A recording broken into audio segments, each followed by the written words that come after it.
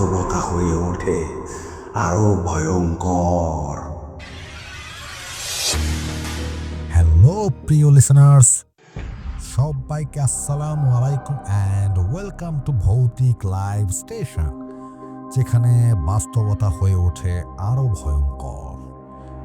প্রিয় লিসেনার্স, আপনারা যদি চান আপনাদের সাথে ঘটে যাওয়া বা আপনাদের জানা কোনো ঘটনা আছে, চাইলে সেটা আমাদের সাথে শেয়ার করতে পারেন। চ্যানেল ডিসক্রিপশন ও ভিডিও ডিসক্রিপশন বক্সে আপনি আমাদের হোয়াটসঅ্যাপ নাম্বার পেয়ে যাবেন। সেখানে আপনার ঘটনাটি লিখে বা ভয়েস ক্লিপের মাধ্যমে পাঠাতে পারেন। আর হ্যাঁ, ভিডিওটি লাইক ও চ্যানেলটি সাবস্ক্রাইব করতে ভুলবেন না। তাহলে চলুন লিসেনার্স, শুরু করা যাক আজকের এপিসোড। প্রিয় লিসেনার্স, আজকের যে ঘটনাটি শেয়ার করব, সেটা শেয়ার করতে গিয়ে আমি নিজেও খুব দুঃখিত অনুভব করছি। ঘটনাটা শুরু করার আগে আপনাদের একটু জানাতে চাই যে কিভাবে আমি এই ঘটনাটি কালেক্ট করলাম। কিছুদিন আগে আমি একটা জায়গায় ঘুরতে যাই, একটা পিকনিক বলতে পারেন। সেখানে গিয়ে একজনের সাথে আমার পরিচয় হয়। ছেলেটা খুব নীরব, একা, সবার থেকে দূরে দূরে থাকছিল সারাক্ষণ। আমিও যখন হই হুল্লোড় করতে করতে এক পর্যায়ে ক্লান্ত হয়ে পড়ি, তখন ওই ছেলেটা যেখানে দাঁড়িয়ে ছিল সেখানে যাই, যে একটু রেস্ট নিয়ে আবার জয়েন করব ফ্রেন্ডের সাথে হই হুল্লোড়ে। ওই ছেলেকে জিজ্ঞেস করলাম যে, কি ভাই, একা একা দাঁড়িয়ে আছেন, কি ব্যাপার? এভাবে একা থাকলে আর পিকনিকে কেন এসেছেন? ছেলেটা একটু মুচকি হাসি দিয়ে বলল, আমার মনে আপনাদের মতো অত ফুর্তি নেই, তাই দূরে দাঁড়িয়ে আছি। তার কথা শুনে মেজাজটা আসলে একটু খারাপ হয়ে গিয়েছে। একটু পর নিজেকে শান্ত করলাম, তাকে জিজ্ঞেস করলাম, কি ভাই, কোনো সমস্যা? চাইলে আমার সাথে শেয়ার করতে পারেন। মনের ভেতরে চাপা কথা শেয়ার করলে নিজেকে অনেক হালকা লাগবে। আজকের পর আর আপনার সাথে দেখা হবে কিনা সন্দেহ, চাইলে আপনি শেয়ার করতে পারেন। এরপর নর্মালি এক কথা দুই কথা বলতে থাকলাম। এক পর্যায়ে আমাদের ভৌতিক লাইভ স্টেশনের ব্যাপারেও তার সাথে শেয়ার করলাম। ফোন বের করে তাকে দুইটা ঘটনাও শোনালাম। সে আমাদের অনেক অ্যাপ্রিসিয়েট করলো, বললো যে হ্যাঁ, খুব ভালোভাবে আগাচ্ছেন আপনারা। এই বিভিন্ন কথাবার্তা চলছিল। তো আমাদের কথোপকথনের এক পর্যায়ে ছেলেটি বলে ওঠে যে আমি কিছুদিনের মেহমান মাত্র, তারপর এই সুন্দর পৃথিবী ছেড়ে চলে যাব। মানে এই কথাটা শোনার পর আমি একটা ধাক্কা খাইছি। ভাবলাম ক্যান্সারে ভুগতেছে মনে হয় সম্ভবত, তাই এরকম কিছু একটা বলতে যাব। তার আগেই সে বলে উঠছে যে আমার কোনো মরণ ব্যাধি অসুখ নাই, তারপরেও আমার মৃত্যুটা হবে খুবই কষ্টদায়ক। আর আপনি যদি ওয়াদা করেন আমার পরিচয়টা গোপন রাখবেন, তাহলে আপনাদের চ্যানেলের জন্য একটা ঘটনা দিতে পারি। আমি একটু ভাবলাম, তারপরে ওয়াদা করলাম যে অবশ্যই আপনার পরিচয়টা আমি গোপন রাখবো। তারপর যা শুনলাম, আমার নিজের কানকে বিশ্বাস করাতে কষ্ট হইতেছিল। আমার গায়ের পশম দাঁড় হয়ে গেছিল।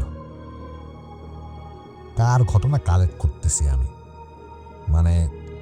আমার জীবনের শোনা সবচেয়ে শকিং ঘটনা ছিল এটা। প্রিয় লিসেনার্স, আর কথা বাড়াবো না, আপনাদের নিয়ে যাচ্ছি সেই ঘটনায়। আর তিনি বলেছেন আমরা যেন নিজেদের মতো করে ওনার ঘটনাটি শেয়ার করি, তা আমরা ওইভাবেই আপনাদের সাথে শেয়ার করছি। তাহলে চলুন লিসেনার্স, শুনে আসি আমাকেও শক করে দেওয়া সেই ঘটনাটা।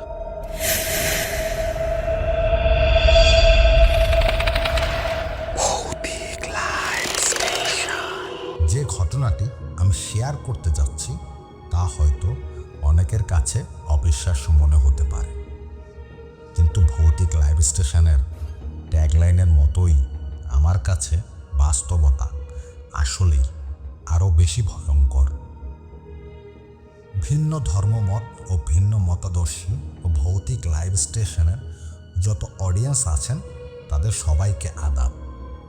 আর ভৌতিক লাইভ স্টেশনকে আমার ঘটনা শেয়ার করার জন্য অগ্রিম ধন্যবাদ জানিয়ে আমি আমার ঘটনা শুরু করছি।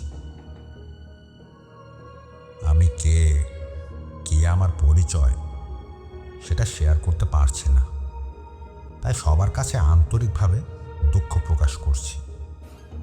আর কেন শেয়ার করতে পারছি না তা ঘটনা শুনলেই বুঝতে পারবেন। আমার বয়স 26 বছর। বাংলাদেশেই কোনো এক জেলায় সপরিবারে থাকি।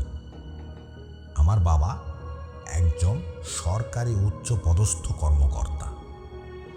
কাজের ক্ষেত্রে বিভিন্ন সময় বিভিন্ন জায়গায় আমার বাবার ট্রান্সফার হতে হয়েছে।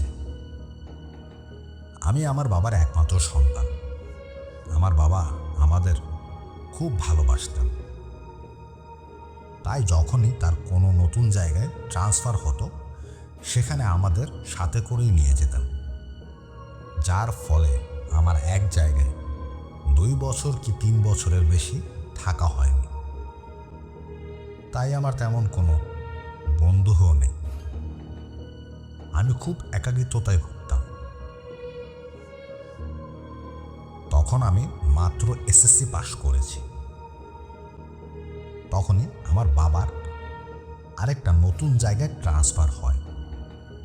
ঝামেলা ঝঞ্ঝট এড়াতে সেখানে আমরা কয়েকদিন আগেই পৌঁছে গেলাম, কিন্তু গিয়েই বাঁধল আরেক ঝামেলা। আমরা যে বাংলোতে গিয়ে ওঠার কথা ছিল সেখানে আগের অফিসার তখনও বাসাটা খালি করেনি। পড়লাম তো এক মহা মুশকিলে। এত সব মালপত্র নিয়ে এখন কোথায় যাব?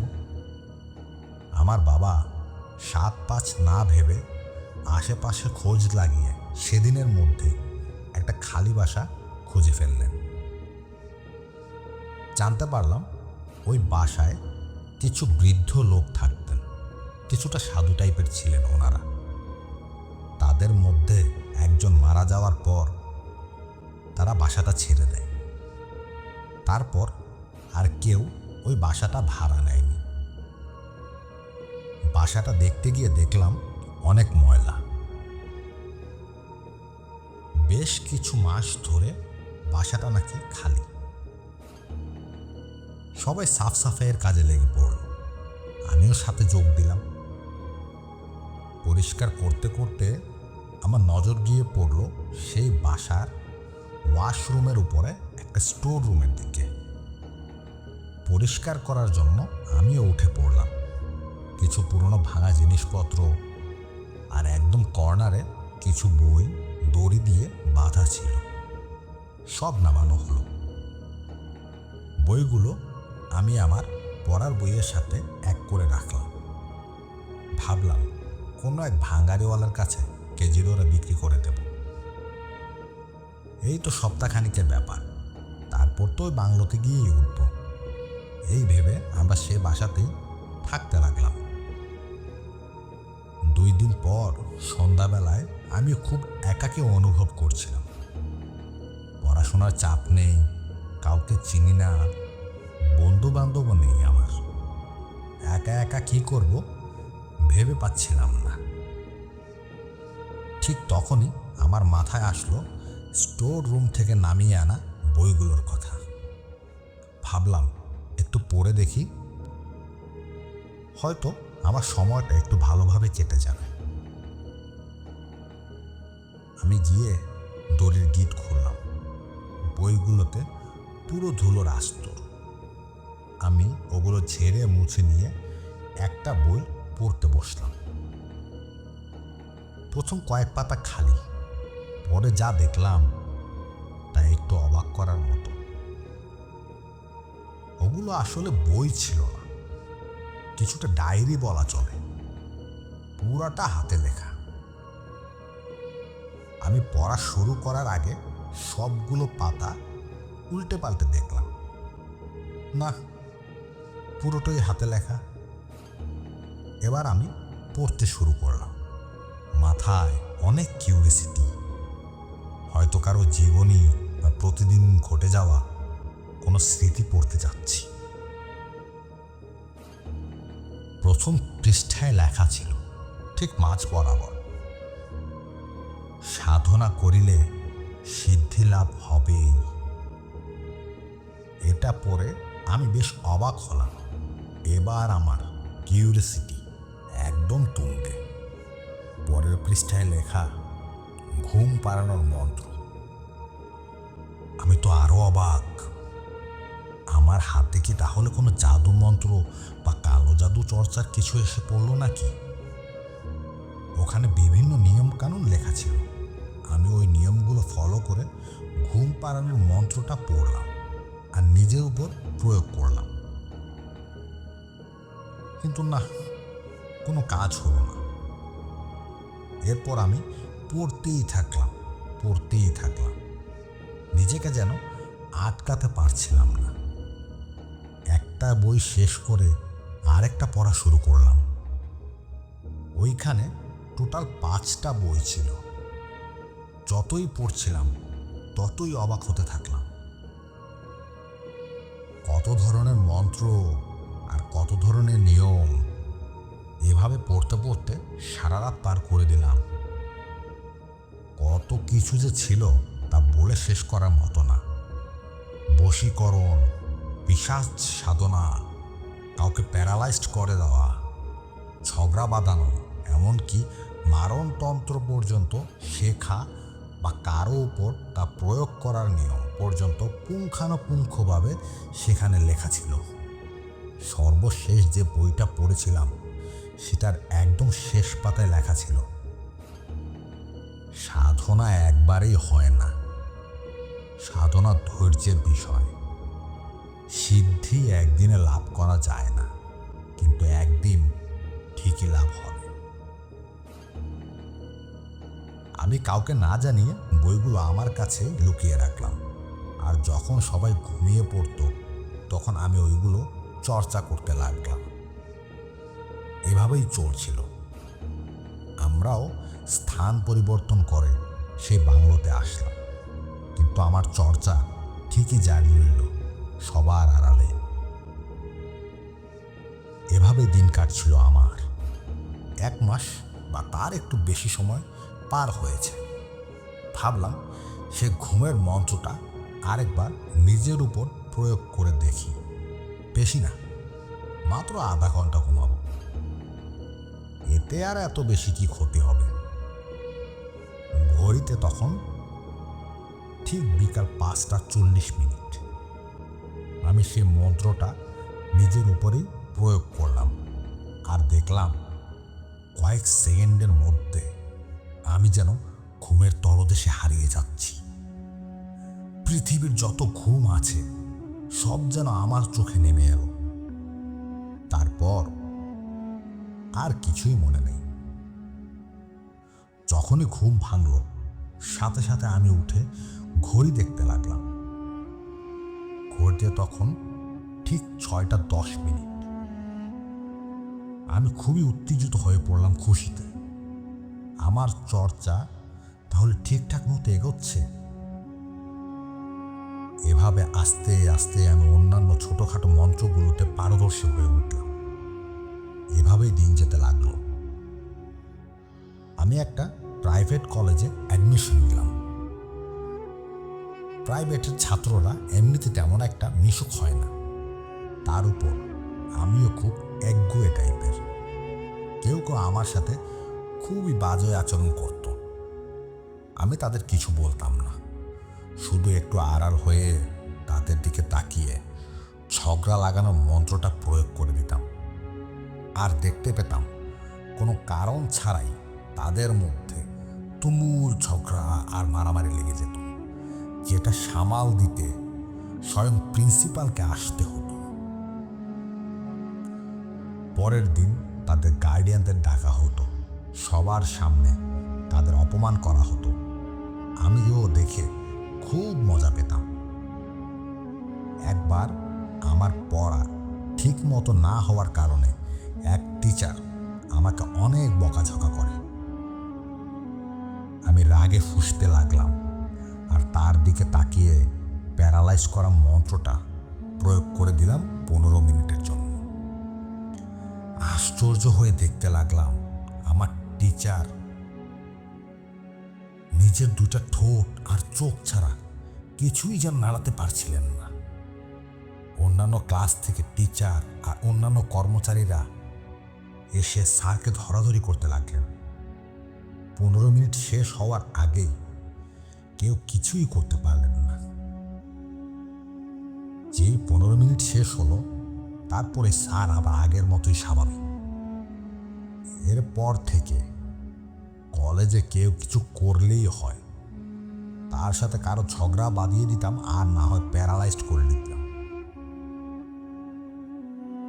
আস্তে আস্তে 1 বছর কেটে যায়। আমার 2-4 জন বন্ধুও হয়ে ওঠে। ওদের সাথে একদিন একটা পার্টির আয়োজন করলাম। সেদিন বাবার কাছে কিছু টাকা চাইলাম। সব সময় যা দিতেন তার চেয়ে তো অনেক বেশি চেয়ে ফেলেছিলাম সেদিন, কিন্তু বাবা দিলেন না। রাতে যখন সবাই ঘুমিয়ে পড়ল, তখন আমি আমার বাবার উপর বশীকরণ মন্ত্রটা চালিয়ে দিলাম আর আমি ঘুমিয়ে পড়লাম। মাঝরাতেই বাবা উঠে এসে আমার রুমে আসলেন। আমাকে ঘুম থেকে তুলে যে পরিমাণ টাকা আমি চেয়েছিলাম ঠিক সেই পরিমাণ টাকা দিয়ে গেলেন। এরপর থেকে বাবার কাছে আমি যত টাকাই চাইতাম বাবা কোনোদিন না করেনি।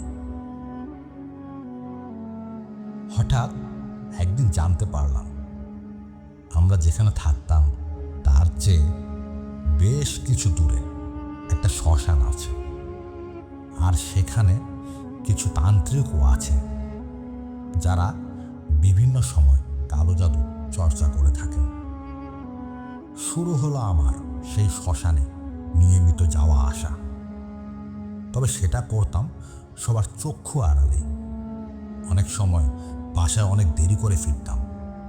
জিজ্ঞেস করলে বলতাম অমুক ফ্রেন্ডের বাসায় ছিলাম, তমুক ফ্রেন্ডের বাসায় নোটস নিতে গিয়েছিলাম। বাবাকে তো বশ করেই রেখেছিলাম, তাই তিনি কিছুই বলতেন না। আর মা ভাবতেন অনেক বছর পর আমি একটু স্বাভাবিক জীবনে পদার্পণ করলাম, তাই তিনিও তেমন কিছু বলতেন না। আমার শ্মশানের তান্ত্রিকদের কাছে যাওয়ার একটা বিশেষ কারণ ছিল, আর সেটা ছিল পিশাচ সাধন। কারণ আমি নিজে নিজে অনেকবার এই পিশাচ সাধনের চেষ্টা করেছিলাম। কাজের কাজ তেমন কিছুই হয়নি, হয়েছিল ঠিক তার উল্টা। কোনো পিশাচের দেখা তো পেলামই না। তাছাড়া রাতে আমার ঘরে বিভিন্ন ছায়া ঘুরে বেড়াতো। যেহেতু আমি কালো জাদুর সাথে খুব গভীরভাবে জড়িয়ে গিয়েছিলাম, তা আমি ওইসব ছায়া দেখে ভয় পেতাম না। আর কালো জাদুর ব্যাপারগুলো তো তান্ত্রিকরাই বেশি ভালো জানেন, তাই তাদের পরামর্শ নেওয়াটাই উত্তম মনে করলাম।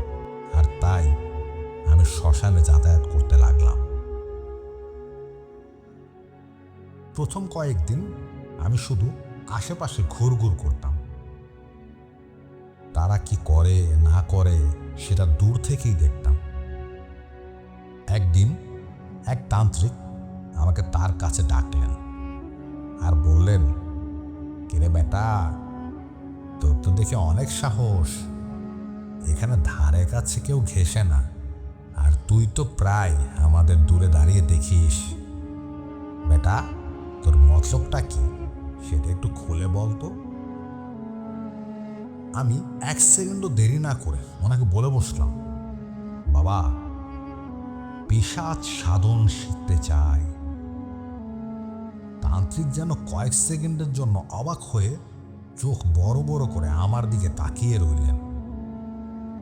তারপর অট্ট এক হাসি। তারপর বলে উঠলেন, বেটা, সবাই চায় পিশাচ সাধন করতে, কিন্তু কজন পারে বলতো বেটা? এটা যদি এতই সহজ হতো তাহলে সবাই একটা করে পিশাচ সাথে নিয়ে ঘুরে বেড়াতো। বেটা, তুই এখনো অনেক জোয়ান আছিস, তোর মাথায় এমন সব চিন্তাভাবনা আসা স্বাভাবিক। এগুলো বাদ দে বেটা, ঘরে ফিরে যা, স্বাভাবিক জীবনযাপন কর, মা বাবার খেয়াল রাখ। যা বেটা, বাড়ি ফিরে যা। তান্ত্রিকের মুখে এমন কথা শুনে আমার মাথা গরম হয়ে গেল। আমাকে এভাবে তাচ্ছিল্য করলো, এটা যেন মেনে নিতে পারছিলাম না। তখন আমি একটু অহংকারের সুরে বলে উঠলাম, আপনি জানেন আমি এর আগে কি কি করেছি আর আমি কি কি জানি? এটা বলেই শুরু করলাম টিচারকে প্যারালাইজড করা থেকে শুরু করে বাবাকে বশ করে রাখা সব কাহিনী। এগুলো শুনে তান্ত্রিক তো অবাক হলেন আর বললেন, বেটা, আমি তো তোকে খুব হালকাভাবে নিচ্ছিলাম, তুই তো দেখি পুরন খেলোয়াড়, হবে, তোকে দিয়েই হবে। আমি তোকে পিশাচ সাধন শেখাবো, তবে খবরদার এইসব কাজ কখনোই বাড়িতে বা জনসম্মুখে করবি না। সবার আড়ালে, নির্জনে, অথবা যে এইসব জানে শুধুমাত্র তার সামনেই করবি। আর 11 দিন পর আমাবস্যা, সে আমাবস্যার রাত থেকেই শুরু হবে তোর আসল দীক্ষা। এই বলে তান্ত্রিক বাবা আমাকে বাড়ি ফিরে যেতে বললেন। যেদিন আমাবস্যা সে রাতে আমি আমার বাবা মায়ের উপর ঘুমের মন্ত্রটা প্রয়োগ করে বাসা থেকে বের হয়ে শ্মশানে গেলাম। রাত তখন প্রায় 12টা। গিয়ে দেখি তান্ত্রিক বাবা আমার জন্যই শ্মশানের সামনে অপেক্ষা করছেন। আর আমাকে দেখেই বললেন, বেটা, তুই এসেছিস, আয়, আমি তোর জন্যই অপেক্ষা করছিলাম। এই বলে ভেতরে ঢুকলেন। শ্মশানের যে চিতা, মানে যেখানে মৃতদেহ পোড়ানো হয়, তার পিছন দিকে নিয়ে গেলেন। গিয়ে দেখলাম সেখানে এক যজ্ঞের আয়োজন করা। বিশাল একটা সার্কেল বানানো সাদা কিছু দিয়ে, আর তার ভেতরে অনেক কিছু রাখা ছিল। একটা বড় হাবান কুণ্ড, যাতে চন্দন কাঠ দেওয়া ছিল,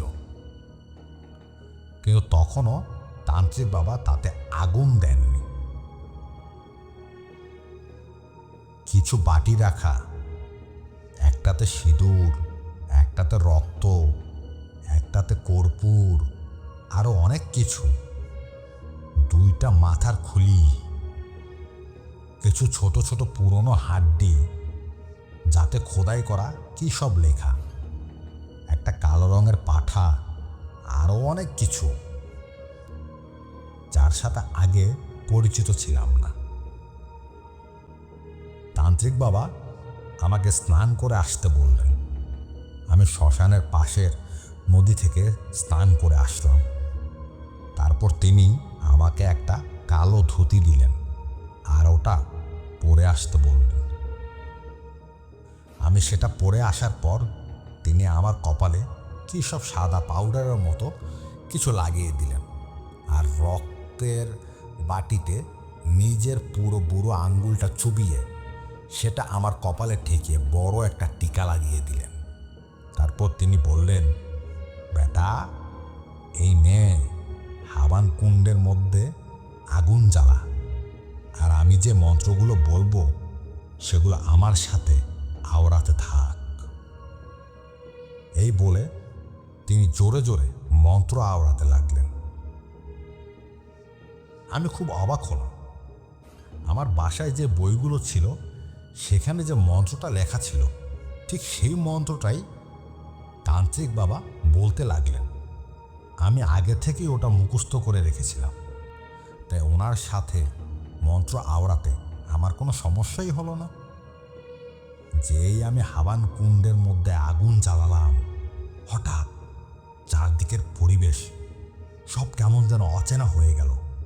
মনে হতে লাগলো চারিদিকে ভূমিকম্প হচ্ছে, আর তার সাথে কি তীব্র বাতাস, যেন সব উড়িয়ে নিয়ে যাবে, সাথে আমাকেও। চারপাশের গাছপালা যেন সব হাওয়ায় ভাসছে, আর বিশাল আকৃতির দানবের মতো অনেকগুলো অবয়ব আমাদের দিকে ছুটে আসছে। এত কিছুর মধ্যেও আমরা মন্ত্র পড়া ছাড়লাম না। তান্ত্রিকের সাথে মন্ত্র আওড়াচ্ছি, আর অবাক হয়ে এদিক ওদিক ঘাড় ঘুরিয়ে এই বীভৎস পরিবেশ দেখছি। আমি আরো একবার অবাক হলাম। চারিদিকে এত বাতাস, এত হুড়োহুড়ি কারবার, কিন্তু কিছুই যেন সে সাদা গণ্ডিটা পেরিয়ে তার ভেতরে ঢুকতে পারছিল না। এভাবেই চলছিল আমাদের রিচুয়াল। বেশ কিছুক্ষণ কেটে গেল, আমরা মন্ত্র পড়েই যাচ্ছি। একটা সময় তান্ত্রিক বাবা থামলেন আর আমাকে ইশারা করে সেই বেঁধে রাখা কালো পাঠার দিকে ডাকলেন। ওইখানে একটা ধারালো খড়গ বা খাড়া রাখা ছিল। যারা খড়গ বা খাড়া কি জিনিস সেটা চিনেন না, তাদের উদ্দেশ্যে বলছি, এই খড়গ বা খাড়া জিনিসটা দিয়ে পাঠা বলি দেওয়া হয়। যারা পাঠা বলি দেখেছেন তারা নিশ্চয়ই এটা চিনে থাকবেন। তান্ত্রিক বাবা আমাকে সে খড়গটি নিতে বললেন, আর তিনি পাঠাটির গায়ে হাত বোলাতে লাগলেন। তিনি আমাকে ডেকে বললেন, বেটা, এই যে এই বরাবর এক কোপ দিয়ে পাঠার ধর থেকে মাথাটা আলাদা করে দিতে হবে, কিন্তু সাবধান, এক কোপের বেশি যেন না লাগে, তাহলে আমাদের আজকের এত সব আয়োজন সব ভেস্তে যাবে। দে বেটা, কোপ বসিয়ে দে। আমি একটু থতমত খেয়ে গেলাম। আজকের আগে আমি কখনো একটা মুরগিও কাটিনি। আমাকে দিয়ে এক কোপে পাঠার মাথা আলাদা হবে তো? আবার ভাবলাম, এত কিছু ভাবলে চলবে না, আমাকে পারতেই হবে। পিশাচ সিদ্ধি থেকে আর মাত্র কয়েক পা দূরে। এখন এত সব ভাবলে চলবে না। খড়গটা উঠিয়ে শরীরের সব শক্তি দিয়ে পাঠার ঘাড়ে বসিয়ে দিলাম এক কোপ। এক কোপেই ধর থেকে মাথা আলাদা, আর ফিনকি দিয়ে রক্ত ছুটল পাঠার গলা থেকে। তান্ত্রিক বাবা আমাকে বড় একটা বাটির দিকে ইশারা করে ওটা আনতে বললেন, আর তিনি সেই পাঠার চারটা পা শক্ত করে ধরে রাখলেন। আমি বড় বাটিটা নিয়ে আসার পর তান্ত্রিক পাঠার গলা থেকে ফিনকি দিয়ে পড়া রক্তগুলো ওই বাটিতে জমা করতে লাগলেন। একটু পরেই পাঠার শরীরটা নিথর হয়ে পড়ে রইল। তান্ত্রিক উঠলেন, বাটিটা আমার হাতে দিলেন, বললেন, বেটা, এখন এর রক্তগুলো এই গোল চত্বরের চারদিকে হেঁটে হেঁটে ছড়িয়ে দে। তবে সাবধান, এই কাজ করতে যেয়ে যেন গণ্ডির বাহিরে পা না পড়ে। আমি তাই করলাম, আর দেখলাম কিছুক্ষণ পরেই চারদিকের পরিবেশ আস্তে আস্তে স্বাভাবিক হয়ে আসলো। তান্ত্রিক বাবার চোখে মুখে এক অন্যরকম আনন্দ। তিনি আমার কাছে এসে আমার ঘাড়ে একটা চাপড় মেরে বললেন, সাব্বাস বেটা, কাজের কাজ করেছিস। তোর আগে যে কতজন ভয়ে এই গণ্ডিতে অজ্ঞান হয়ে পড়েছিল, কি আর বলবো। তোর বেটা অনেক সাহস, তুই পেরেছিস। তোকে এই পিশাচ সিদ্ধি করাতে পেরে আমি নিজেও অনেক তৃপ্ত রে। এখন বেটা যা, নদীর ঘাট থেকে স্নান সেরে আয়, আর আজকের মতো বাড়ি যা। কালকে আবার আসিস, তখন তোকে আরো কিছু শিখিয়ে দেব। তখন রাত প্রায় 4টা বেজে গেছে। আমি বাড়ি ফিরে এসে ঘুমিয়ে পড়লাম। পরের দিন আবার সন্ধ্যা নামার পর সেই শ্মশানে গেলাম। তান্ত্রিক বাবা আমাকে দেখে বললেন, আয় বেটা, ভেতরে আয়। তিনি আমাকে একটা মন্ত্র শিখিয়ে দিলেন আর বললেন, যখন পিশাচকে ডাকবো মনে মনে তার একটা আকৃতি ভাবতে আর এই মন্ত্র পড়তে। আর সাবধান বাণী দিলেন, ওই পিশাচকে ডাকার পর যেন তাকে বিরক্ত না করি, এমনকি মন্ত্র পড়ার পরে আসলেই সেই পিশাচ আসে কিনা সেটাও যেন পরীক্ষা করে না দেখি, শুধুমাত্র দরকারের সময় যেন তাকে ডাকি আর আসার সাথে সাথেই নিজের এক ফোঁটা রক্ত দেই। তারপর কি করতে হবে সেটা যেন ওই পিশাচকে ভালোভাবে বুঝিয়ে বলি। এইসব বলে তিনি আমাকে বিদায় দিলেন। আমি তো মহা খুশি, পিশাচ সিদ্ধি হয়ে গেছে। এখন আমি যা ইচ্ছা তাই করতে পারবো। মাঝে মধ্যে ইচ্ছে হতো যে একবার ডাকি আর তাকে কিছু একটা কাজ দেই, কিন্তু কি কাজ দেব সেটা ভেবে না পেয়ে আর ডাকা হয়নি। এভাবে আরো কিছুদিন কেটে যায়, কিন্তু ঝগড়া বাঁধানো আর প্যারালাইজড করা এটা চালু ছিল। কখনো বা নিজের আনন্দের জন্য, আবার কখনো কেউ আমার সাথে খারাপ কিছু করলে আমি ঝগড়া বাঁধিয়ে দিতাম, না হয় প্যারালাইজড করে দিতাম। একদিন এক বন্ধুর বাসা থেকে ফিরে আসার সময় একটা মেয়ের দিকে আমার নজর যায়। প্রথম দেখাতেই তাকে আমার খুব ভালো লেগে যায়। এক কথায় আমি তাকে ভালোবেসে ফেলি। মেয়েটির ছদ্মনাম দিলাম স্বর্ণা। এরপর আমি মেয়েটির ব্যাপারে খোঁজ খবর নিতে লাগলাম। জানতে পারলাম পাশেই একটি স্কুলে পড়ে। প্রায় সময় আমি ওর পিছু নিতাম, তবে উত্ত্যক্ত করতাম না। কিছুদিন যাওয়ার পর একদিন সাহস করে আমি মেয়েটিকে রাস্তার মধ্যেই প্রেমের প্রস্তাব দিয়ে বসলাম। আর মেয়েটি আমাকে অবাক করে দিয়ে চিৎকার চেঁচামেচি করে লোক জড়ো করে ফেলল। সবাই আমাকে অনেক অপমান করল। আমি বাড়ি ফিরে আসলাম আর ভাবতে লাগলাম আমার সাথে এটা কি ঘটে গেল। বুকের মধ্যে এক চাপা কষ্ট অনুভব করতে লাগলাম। কয়েকদিন বাসা থেকে বের হলাম না, তাই আমার যে কজন বন্ধু হয়েছিল তারা আমার সাথে দেখা করতে আসলো। তাদের আমি ব্যাপারটা জানালাম।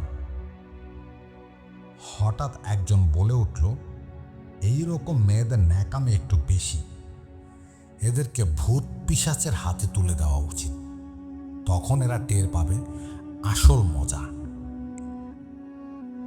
সাথে সাথে আমার মাথা চাড়া দিয়ে উঠল। আমি তো পিশাচ সিদ্ধি করে রেখেছি। মুহূর্তেই আমার ভালোবাসা যেন ক্ষোভে পরিণত হলো। তাকে ঘিরে আমার সব স্বপ্ন যেন প্রতিশোধের রূপ নিল। ঠিক করলাম আজকে পিশাচকে ডাকবো আর স্বর্ণার উপর চালান করে দিব। যেই ভাবা সেই কাজ। সেদিন রাতে আমি আবার শ্মশানে গেলাম। সেদিন শ্মশানে কেউ ছিল না, পুরো খালি ছিল। আমি তান্ত্রিকের শিখিয়ে দেওয়া মন্ত্রটা পড়তে লাগলাম আর মনে মনে ভাবতে লাগলাম পিশাচটা যেন আমার সামনে একটা সাদা ধোয়ার কুণ্ডলী আকারে আসে। হঠাৎ জোরে বাতাস বইতে শুরু করলো আর দেখলাম এক সাদা ধোয়ার কুণ্ডলীর মতো একটা অবয়ব আমার পাশে দাঁড়ানো। বুঝতে পারলাম সে পিশাচটি এসেছে। আমি তাকে আদেশ দিলাম স্বর্ণাকে তার ইচ্ছে মতো টর্চার করতে। এই বলে আমার সাথে আনা একটা সুই দিয়ে আমার একটা আঙ্গুলের মাথা একটু ফুটো করে তাকে রক্ত খেতে দিলাম। দেখলাম ধোয়ার কুণ্ডলীর ভিতর থেকে ভয়ঙ্কর একটা জিহ্বা বেরিয়ে আসলো, অনেকটা সাপের জিহ্বার মতো। সেই জিহ্বাটা এসে আমার আঙ্গুলের চেটে রক্ত খেয়ে নিল। তারপর সে চলে গেল। আমি পরের দিন থেকে রাতের বেলায় স্বর্ণাদের বাড়ির আশেপাশে ঘুরঘুর করতে লাগলাম। প্রথম দিন কিছুই হলো না। পরের দিন আবার গেলাম। একটু পরে শুনতে পেলাম তাদের বাড়ির ভেতর থেকে বিকট এক চিৎকার। আর চিৎকারটা যে স্বর্ণার সেটাও স্পষ্ট বুঝতে পারলাম। কাজ হয়েছে। আমার মনে এক পৈশাচিক আনন্দ অনুভব করতে লাগলাম। 5-6 দিন টানা গেলাম, আর ওর এই যন্ত্রণা আমি আনন্দ হিসেবে উপভোগ করতে লাগলাম। 2 দিন পর বিকালবেলায় আমি এক বন্ধুর বাসায় যাচ্ছিলাম। ওদের বাসায় যেতে স্বর্ণাদের বাসার সামনে দিয়ে যেতে হতো। তখন দেখতে পেলাম স্বর্ণাকে তার বাবা মা ধরাধরি করে কোথাও নিয়ে যাচ্ছে। স্বর্ণাকে দেখে আমি অবাক হয়ে গেলাম। তার আগের রূপ সৌন্দর্য নেই। চেহারা ফ্যাকাশে, চোখের নিচে কালি জমে আছে। শরীরটাও অনেক রোগা পাতলা হয়ে গেছে আগের চেয়ে। ওর এই অবস্থা দেখে আমার খুব মায়া হলো। আমি বন্ধুর বাসায় যাওয়া বাদ দিয়ে তাদের পিছু নিলাম। তারা একটা হাসপাতালের সামনে গিয়ে দাঁড়ালো। দেখলাম ওকে নিয়ে ডাক্তারের রুমের ভিতর ঢুকলো। ওর সাথে শুধু ওর মা গেল, আর ওর বাবা বাহিরেই দাঁড়িয়ে রইলেন। ওর বাবা মা আমাকে চিনত না। আমি গিয়ে ওর বাবাকে জিজ্ঞেস করলাম যে, আঙ্কেল, আপনার মেয়ের কি হয়েছে? স্বর্ণার বাবা কাঁদতে কাঁদতে বলতে লাগলো, কি আর বলবো বাবা, আমার মেয়ে, এই কষ্ট আমি আর সহ্য করতে পারছি না। প্রতিদিন রাতে আমার মেয়েটা পাগলের মতো চিৎকার করে আর বলে কেউ শরীরের ভেতর থেকে রক্ত মাংস হাড্ডি খেয়েই যাচ্ছে। ডাক্তার দেখালাম, সেও কিছু ধরতে পারছে না। তারপর কিছু টেস্ট দিলেন, সেগুলোর রিপোর্ট দেখাতেই আসলাম। এটা বলেই তিনি তার চোখ মুছতে লাগলেন। এটা শুনে আমি নিজেকে অনেক বড় এক অপরাধী বোধ করতে লাগলাম। সামান্য প্রেমের প্রস্তাবে রাজি হয়নি, তাই তাকে এত বড় শাস্তি দিলাম। এই কাজটা একদম ঠিক হয়নি। আমি ঠিক করলাম ওর উপর থেকে পিশাচটি তুলে নিব। কিন্তু বিপত্তি বাঁধল যখন মনে পড়ল যে আমি তো শুধু পিশাচকে চালান করতে পারি, তাকে ফিরিয়ে কিভাবে আনতে হয় সেটা আমার জানা নেই। সেদিন রাতে আমি আবার তান্ত্রিক বাবার কাছে গেলাম। তাকে সব খুলে বললাম। সব শুনে তান্ত্রিক বাবা বললেন, বেটা, এটা করতে গেলে তোর অনেক সমস্যা হবে। একে ফিরিয়ে আনতে গেলে তোরই রক্তের সম্পর্কের কারোর উপর একে চালান করতে হবে। এই পিশাচটা যতক্ষণ না একটা কাজ সম্পন্ন করে ততক্ষণ তাকে দিয়ে অন্য কাজ করানো যায় না। ফিরিয়ে আনতে গেলে নিজের রক্তের উপরেই একে আবার চালান করতে হয়। এখন তুই ভেবে দেখ, ওকে ফিরিয়ে এনে আবার কার উপরে চালান করবি? আমি বাসায় ফিরে আসলাম আর সারা রাত ভাবতে লাগলাম, এ আমি কি করলাম? মনে মনে প্রতিজ্ঞাবদ্ধ হলাম, আমি আর এই সব তন্ত্রমন্ত্র কারো উপরেই প্রয়োগ করব না। আমার কাছে থাকা বইগুলো পুড়িয়ে ফেললাম। বাবার উপর প্রয়োগ করা বশীকরণ তুলে নিলাম।